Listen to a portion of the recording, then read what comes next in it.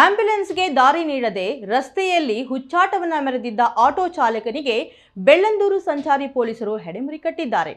ಹೌದು, ಜನವರಿ 21ರಂದು ರಸ್ತೆಯಲ್ಲಿ ಆಂಬ್ಯುಲೆನ್ಸ್ಗೆ ದಾರಿಯನ್ನ ನೀಡದೆ ಆಟೋ ಚಾಲಕನೊಬ್ಬ ಹುಚ್ಚಾಟ ಮೆರೆದಿದ್ದ. ಸೊ ಈ ಒಂದು ವಿಡಿಯೋ ಎಲ್ಲೆಡೆ ಭಾರಿ ವೈರಲ್ ಆಗಿತ್ತು ಆ್ಯಂಡ್ ಸಾರ್ವಜನಿಕ ವಲಯದಲ್ಲಿ ಕೂಡ ಭಾರಿ ಚರ್ಚೆಗೆ ಗ್ರಾಸವಾಗಿತ್ತು. ರಸ್ತೆಯಲ್ಲಿ ಎಷ್ಟೇ ಬಾರಿ ಹಾರ್ನ್ ಮಾಡಿದ್ರೂ ಕೂಡ ಆ ಆಟೋ ಚಾಲಕ ಕ್ಯಾರೆ ಮಾಡಿರಲಿಲ್ಲ. ಆ್ಯಂಡ್ ಅವರು ವಾಯ್ಸ್ ಮೆಸೇಜನ್ನು ಕೂಡ ಹೇಳಿದರು.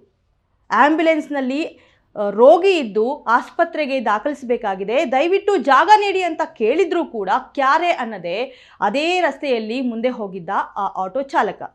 ಸೊ ಈ ವಿಚಾರವನ್ನು ಗಮನಿಸಿದ ಬೆಳ್ಳಂದೂರು ಸಂಚಾರಿ ಪೊಲೀಸರು ಇಂದು ಪರಮೇಶ್ ಎಂಬ ಆಟೋ ಚಾಲಕನನ್ನು ಬಂಧಿಸಿದ್ದಾರೆ. ಆಂಬ್ಯುಲೆನ್ಸ್ಗೆ ದಾರಿ ಕೊಡದೆ ಹುಚ್ಚಾಟ ನಡೆಸಿದ್ದ ಪರಮೇಶ ಚಾಲಕ ಈಗ ಸದ್ಯಕ್ಕೆ ಸಂಚಾರಿ ಪೊಲೀಸರ ಅತಿಥಿಯಾಗಿದ್ದಾನೆ. ಯು ಟೈಮ್ಸ್ ಕನ್ನಡದಲ್ಲಿ ಮತ್ತಷ್ಟು ಲೇಟೆಸ್ಟ್ ಅಪ್ಡೇಟ್ಸ್ಗಳಿಗಾಗಿ ಫೇಸ್ಬುಕ್ ಮತ್ತು ಯೂಟ್ಯೂಬನ್ನು ವೀಕ್ಷಿಸಿ.